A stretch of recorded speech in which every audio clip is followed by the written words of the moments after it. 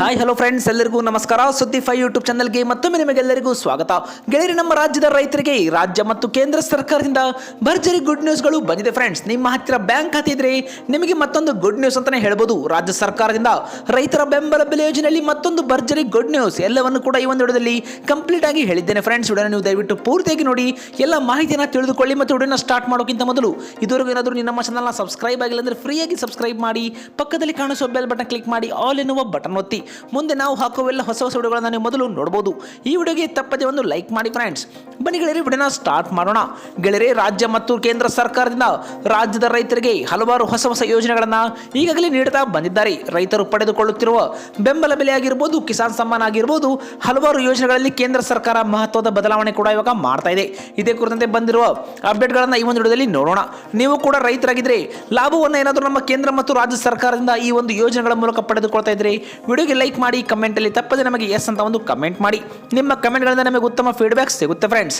ಇದೇ ಕುರಿತಂತೆ ಇವಾಗ ಇಲ್ಲಿ ಮೊದಲನೇದಾಗಿ ರೈತರಿಗೆ ಒಂದು ಮುಖ್ಯವಾದ ಮಾಹಿತಿ ಕೂಡ ಇಲ್ಲಿ ಬರ್ತಾ ಇದೆ. ಹೌದು ಫ್ರೆಂಡ್ಸ್, ಈಗಾಗಲೇ ಕಲಬುರಗಿ ಜಿಲ್ಲೆಯಿಂದ ಡಾಕ್ಟರ್ ಸ್ವಾಮಿನಾಥನ್ ಆಯೋಗದ ಒಂದು ವರದಿಯ ಪ್ರಕಾರ ಸೀಟು ವೆಚ್ಚಕ್ಕೆ 50% ಲಾಭ ಸೇರಿಸಿ ಕನಿಷ್ಠ ಬೆಂಬಲ ಬೆಲೆ ಕಾನೂನು ಜಾರಿಗೆ ಆಗ್ರಹಿಸಿ ಸಂಯುಕ್ತ ಕರ್ನಾಟಕದ ವತಿಯಿಂದ ಇವಾಗ ಗುರುವಾರ ಜಿಲ್ಲಾಧಿಕಾರಿಗಳ ಒಂದು ಕಚೇರಿ ಮುಂದೆ ರೈತರು ಇಲ್ಲಿ ಸತ್ಯಾಗ್ರಹವನ್ನು ಪ್ರಾರಂಭಿಸಿದ್ದಾರೆ. ಹೌದು ಫ್ರೆಂಡ್ಸ್, ಇದು ನಗರದ ಜಿಲ್ಲಾಧಿಕಾರಿಗಳ ಕಚೇರಿಯ ಮುಂಭಾಗದಲ್ಲಿ ಗುರುವಾರ ನೂರಾರು ರೈತರು ಇವಾಗ ಹೋರಾಟಗಾರರು ಎತ್ತಿನ ಬಂಡಿ ಮತ್ತು ಟ್ರ್ಯಾಕ್ಟರ್ ಜೊತೆಗೆ ಹೋರಾಟ ನಡೆಸಿ ರೈತರ ಬೇಡಿಕೆಗಳಿಗೆ ತಕ್ಷಣ ಸ್ಪಂದಿಸದಿದ್ದರೆ ಹೋರಾಟವನ್ನ ರಾಜ್ಯ ಮಟ್ಟಕ್ಕೆ ವಿಸ್ತರಿಸಲಾಗುವುದೆಂದು ಸಂಘಟನೆ ಇವಾಗ ಸರ್ಕಾರಕ್ಕೆ ಒಂದು ಕಠಿಣ ಎಚ್ಚರಿಕೆಯನ್ನು ಇಲ್ಲಿ ನೀಡಿದೆ. ಹೌದು ಫ್ರೆಂಡ್ಸ್, ನಮ್ಮ ಸರ್ಕಾರದ ಹಲವಾರು ರೈತ ವಿರೋಧಿ ನೀತಿಗಳ ವಿರುದ್ಧ ಘೋಷಣೆಗಳನ್ನ ಕೂಗಿದ ಪ್ರತಿಭಟನಾಕಾರರು ರೈತರ ಸಂಕಷ್ಟಕ್ಕೆ ಸರ್ಕಾರ ಮೌನ ವಹಿಸಿರುವುದು ಅಕ್ಷಮ್ಯ ಎಂದು ಕೂಡ ಇವಾಗ ಪ್ರತಿಭಟನಾಕಾರರು ತಮ್ಮ ಒಂದು ಆಕ್ರೋಶವನ್ನು ಇಲ್ಲಿ ವ್ಯಕ್ತಪಡಿಸಿದ್ದಾರೆ.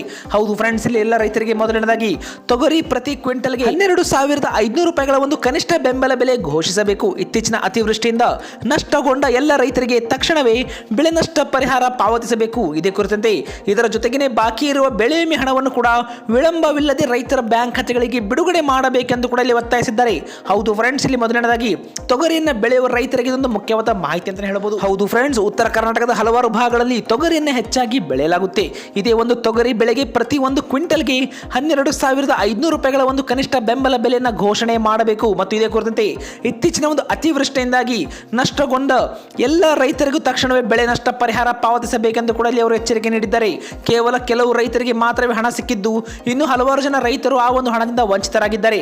ಹಾಗಾಗಿ ಅತಿವೃಷ್ಟಿಯಿಂದ ನಷ್ಟಗೊಂಡ ಎಲ್ಲ ರೈತರಿಗೆ ತಕ್ಷಣವೇ ಬೆಳೆ ಪರಿಹಾರ ನೀಡಬೇಕೆಂದು ಕೂಡ ಇಲ್ಲಿ ಅವರು ಒತ್ತಾಯಿಸಿದ್ದಾರೆ. ಇದರ ಕುರಿತಂತೆ ಇದರ ಒಂದು ಜೊತೆಗಿನ ಬೆಳೆ ವಿಮೆ ಹಣ ಅಂದರೆ ಬಾಕಿ ಇರುವ ಬೆಳೆ ವಿಮೆ ಹಣವನ್ನು ವಿಳಂಬವಿಲ್ಲದೆ ಸರ್ಕಾರ ಬಿಡುಗಡೆ ಮಾಡಬೇಕೆಂದು ಕೂಡ ಇಲ್ಲಿ ಒತ್ತಾಯಿಸಿದ್ದಾರೆ. ಇನ್ನು ಇದೇ ಕುರಿತಂತೆ ಸಾಲದ ಬಾಧೆ ತಾಳಲಾರದೆ ರೈತರು ಆತ್ಮಹತ್ಯೆಗೆ ಶರಣಾಗುತ್ತಿರುವ ಒಂದು ಸ್ಥಿತಿಯಲ್ಲಿ ಸಾಲ ಮನ್ನಾ ಜಾರಿ ಮಾಡಿ ರೈತರ ಜೀವ ರಕ್ಷಣೆ ಸರ್ಕಾರದ ಕರ್ತವ್ಯ ಎಂದು ಕೂಡ ಇಲ್ಲಿ ಪ್ರತಿಭಟನಾಕಾರರು ತಿಳಿಸ್ತಾ ಇದ್ದಾರೆ.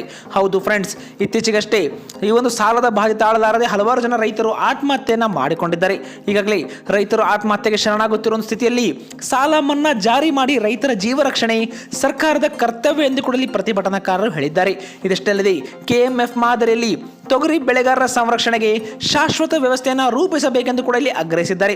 ತೊಗರಿ ಖರೀದಿ ಕೇಂದ್ರಗಳನ್ನು ತೆರೆಯುವ ಮೂಲಕ ತೊಗರಿ ಬೆಳೆಯನ್ನ ಖರೀದಿ ಮಾಡದೆ ದಲ್ಲಾಳಿಗಳಿಗೆ ಲಾಭವಾಗುವಂತೆ ನಡೆದುಕೊಳ್ಳುತ್ತಿರುವುದು ತೊಗರಿ ಬೆಳೆಗಾರರ ಒಂದು ವಿರೋಧಿ ಹಾಗೂ ರೈತ ದ್ರೋಹಿ ನೀತಿ ಎಂದು ಆರೋಪಿಸಿ ಸರ್ಕಾರದ ನೀತಿಯನ್ನ ತೀವ್ರವಾಗಿ ಖಂಡಿಸಿದ್ದಾರೆ ರೈತರು. ಹೌದು ಫ್ರೆಂಡ್ಸ್, ಇದಷ್ಟಲ್ಲದೆ ಕೇಂದ್ರ ಮತ್ತು ರಾಜ್ಯ ಸರ್ಕಾರಗಳು ತಲಾ 1,000 ರೂಪಾಯಿಗಳ ಪ್ರೋತ್ಸಾಹಧನವನ್ನ ರೈತರಿಗೆ ನೀಡಬೇಕೆಂದು ಕೂಡ ಇಲ್ಲಿ ತಿಳಿಸ್ತಾ ಇದ್ದಾರೆ.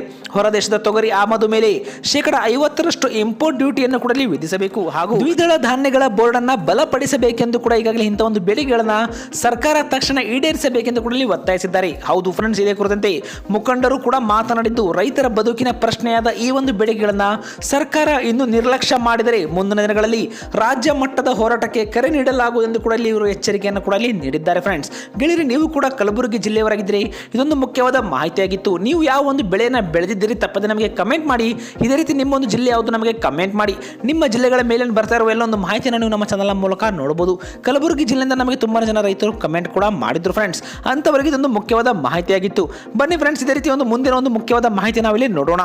ಮುಂದಿನ ಒಂದು ಮಾಹಿತಿ ರೈತರಿಗೆ ಇಲ್ಲಿ ಕನಿಷ್ಠ ಬೆಂಬಲ ಬೆಲೆ ಯೋಜನೆ ಕುರಿತಂತೆ. ಹೌದು ಫ್ರೆಂಡ್ಸ್, ರಾಮನಗರ ಜಿಲ್ಲೆಯಿಂದ ಇಲ್ಲಿ ಒಂದು ರಾಗಿ ಮತ್ತು ಭತ್ತ ಖರೀದಿ ಕುರಿತಂತೆ ಈ ಒಂದು MSP ಮಾರ್ಗಸೂಚಿ ಪಾಲಿಸಲು ಜಿಲ್ಲಾಧಿಕಾರಿಗಳು ಇವಾಗ ಸೂಚನೆಯನ್ನು ನೀಡಿದ್ದಾರೆ. ಹೌದು ಫ್ರೆಂಡ್ಸ್, ಕನಿಷ್ಠ ಬೆಂಬಲ ಬೆಲೆ ಯೋಜನೆಯಲ್ಲಿ ರೈತರಿಂದ ರಾಗಿ ಮತ್ತು ಭತ್ತವನ್ನು ಖರೀದಿಸಲು ಸರ್ಕಾರ ನಿಗದಿಪಡಿಸಿರುವ ಒಂದು ಮಾರ್ಗಸೂಚಿಗಳನ್ನು ಕಡ್ಡಾಯವಾಗಿ ಪಾಲಿಸಬೇಕೆಂದು ಕೂಡ ಇವಾಗ ಜಿಲ್ಲಾಧಿಕಾರಿಯವರಾದ ಯಶವಂತ್ ವಿ ಗುರ್ಕರ್ ಅವರು ಇಲ್ಲಿ ಆಹಾರ ಮತ್ತು ನಾಗರಿಕ ಸರಬರಾಜು ಮತ್ತು ಗ್ರಾಹಕರ ವ್ಯವಹಾರಗಳ ಇಲಾಖೆ ಹಾಗೂ ಸಂಬಂಧಪಟ್ಟ ಎಲ್ಲ ಒಂದು ಇಲಾಖೆ ಅಧಿಕಾರಿಗಳಿಗೆ ಸೂಚನೆ ಕೂಡ ಇಲ್ಲಿ ನೀಡಿದ್ದಾರೆ.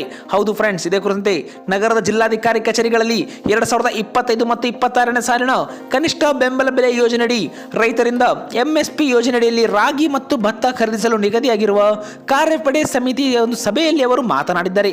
ಒಟ್ಟು 12,265 ನೋಂದಣಿಯ ಬಗ್ಗೆ ಇಲ್ಲಿ ಮಾತನಾಡಿದ್ದಾರೆ. ಹೌದು ಫ್ರೆಂಡ್ಸ್, ಸದ್ಯ ನೋಂದಣಿ ಪ್ರಕ್ರಿಯೆ ಮುಕ್ತಾಯಗೊಂಡಿದ್ದು ಇಲ್ಲಿಯವರೆಗೆ ಈ ಒಂದು ಜಿಲ್ಲೆಯ ರಾಮನಗರ, ಚನ್ನಪಟ್ಟಣ, ಹಾರೋಹಳ್ಳಿ, ಮಾಗಡಿ, ಕನಕಪುರ ಸೇರಿದಂತೆ 5 ತಾಲೂಕುಗಳ ಒಟ್ಟು 12,265 ರೈತರು ತಮ್ಮ ಒಂದು ಹೆಸರಿನಲ್ಲಿ ನೋಂದಣಿ ಮಾಡಿಕೊಂಡಿದ್ದಾರೆ ಎಂದು ಕೂಡ ಅವರು ತಿಳಿಸಿದ್ದಾರೆ.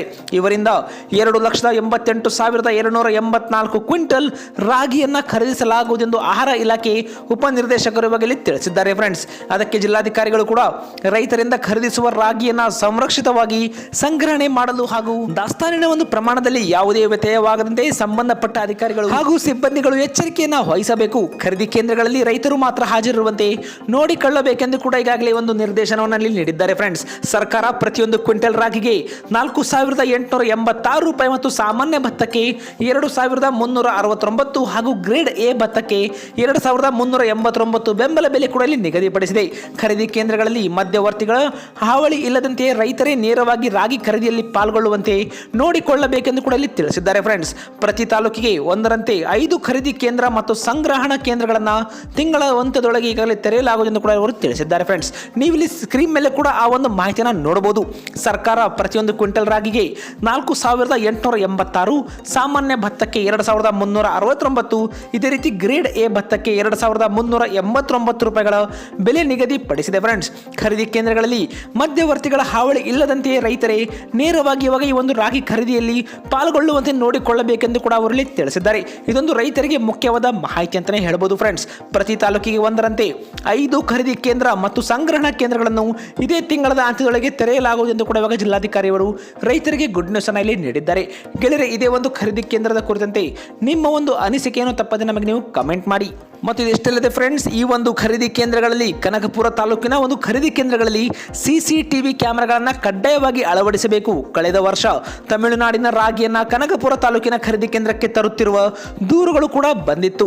ಈ ಒಂದು ಹಿನ್ನೆಲೆಯಲ್ಲಿ ಹೊಸ ರಾಜ್ಯದ ರೈತರು ಬಾರದಂತೆ ನಿಗಾ ಇಡಬೇಕೆಂದು ಕೂಡ ಇಲ್ಲಿ ಸಲಹೆಯನ್ನ ನೀಡಿದ್ದಾರೆ. ಇದೇ ಕುರಿತಂತೆ ನೀವು ಕೂಡ ಏನಾದರೂ ಈ ಒಂದು ರಾಮನಗರ ಜಿಲ್ಲೆ ಮತ್ತು ಈ ಒಂದು ತಾಲೂಕುಗಳಲ್ಲಿ ಏನಾದರೂ ನೀವಿದ್ರೆ ನೀವು ಶೀಘ್ರವೇ ನಿಮ್ಮ ಹತ್ತಿರದ ಖರೀದಿ ಕೇಂದ್ರಕ್ಕೆ ನೀವು ಇಲ್ಲಿ ಹೋಗಬೇಕಾಗುತ್ತೆ. ಫ್ರೆಂಡ್ಸ್, ರಾಗಿ ಮತ್ತು ಭತ್ತವನ್ನ ಬೆಳೆದ ರೈತರಿಗೆ ಮುಖ್ಯವಾದ ಮಾಹಿತಿ ಅಂತ ಹೇಳಬಹುದು. ಇಲ್ಲಿ ಮೊದಲನೇದಾಗಿ ಚನ್ನಪಟ್ಟಣ ತಾಲೂಕು, ಕನಕಪುರ ತಾಲೂಕು, ಹಾರೋಹಳ್ಳಿ, ಮಾಗಡಿ ಮತ್ತು ರಾಮನಗರ ಈ ಒಂದು ಎಲ್ಲ ತಾಲೂಕುಗಳಲ್ಲಿ ರೈತರು ಈಗಾಗಲೇ ತಮ್ಮ ಒಂದು ನೋಂದಣಿಯನ್ನು ಮಾಡಿಕೊಂಡಿದ್ದು ಖರೀದಿ ಕೇಂದ್ರಗಳ ಮೂಲಕ ರೈತರು ನೇರವಾಗಿ ಲಾಭವನ್ನು ಕೂಡ ಇಲ್ಲಿ ಪಡ್ಕೋಬಹುದು. ಯಾವುದೇ ಒಂದು ಮಧ್ಯವರ್ತಿಗಳ ಹಾವಳಿ ಇಲ್ಲದೆ ನೇರವಾಗಿ ಇಲ್ಲಿ ಲಾಭವೇ ರೈತರಿಗೆ ಸಿಗುವಂತೆ ಈಗಾಗಲೇ ನಮ್ಮ ರಾಜ್ಯ ಸರ್ಕಾರ ಈ ಒಂದು ಕ್ರಮವನ್ನು ಕೈಗೊಂಡಿದೆ ಅಂತಾನೆ ಹೇಳ್ಬೋದು. ಫ್ರೆಂಡ್ಸ್, ಈ ಒಂದು ಯೋಜನೆ ಕುರಿತಂತೆ ನಿಮ್ಮ ಒಂದು ಅನಿಸಿಕೆಯನ್ನು ತಪ್ಪದೆ ನಮಗೆ ಕಮೆಂಟ್ ಮಾಡಿ. ನಿಮ್ಮ ಕಮೆಂಟ್ಗಳಿಂದ ನಮಗೊಂದು ಉತ್ತಮ ಫೀಡ್ಬ್ಯಾಕ್ ಸಿಗುತ್ತೆ ಮತ್ತು ಬೇರೆ ರೈತರಿಗೆ ಮಾಹಿತಿ ಕೂಡ ಸಿಗುತ್ತೆ. ನಿಮ್ಮ ಒಂದು ಜಿಲ್ಲೆ ಯಾವುದು, ಯಾವ ಜಿಲ್ಲೆಯಿಂದ ನಮ್ಮ ವಿಡಿಯೋನ ವೀಕ್ಷಣೆ ಮಾಡ್ತಾ ಇದ್ದೀರಿ ತಪ್ಪದೆ ನಮಗೆ ಕಮೆಂಟ್ ಮಾಡಿ. ಫ್ರೆಂಡ್ಸ್, ನಿಮ್ಮ ಕಮೆಂಟ್ಗಳ ಮೂಲಕ ನಿಮ್ಮ ಒಂದು ಜಿಲ್ಲೆಗಳ ಮೇಲೆ ಬರ್ತಾ ಇರುವ ಎಲ್ಲ ಮಾಹಿತಿಯನ್ನು ನೀವು ನಮ್ಮ ಚಾನಲ್ ಮೂಲಕ ಫ್ರೀಯಾಗಿ ಕೂಡ ನೋಡಬಹುದು. ಹಾಗಾಗಿ ನಿಮ್ಮ ಜಿಲ್ಲೆ ಹೆಸರನ್ನು ಕಮೆಂಟ್ ಮಾಡಿ, ವಿಡಿಯೋಗೆ ಒಂದು ಲೈಕ್ ಮಾಡಿ, ನಿಮ್ಮ ರೈತ ಬಾಂಧವರಿಗೆ ಮರೆಯದೆ ಶೇರ್ ಮಾಡಿ. ಇಂಥದೇ ಒಂದು ವಿಡಿಯೋಗಳಿಗೋಸ್ಕರ ನಮ್ಮ ಚಾನಲ್ಗೆ ಫ್ರೀಯಾಗಿ ಸಬ್ಸ್ಕ್ರೈಬ್ ಮಾಡಿ.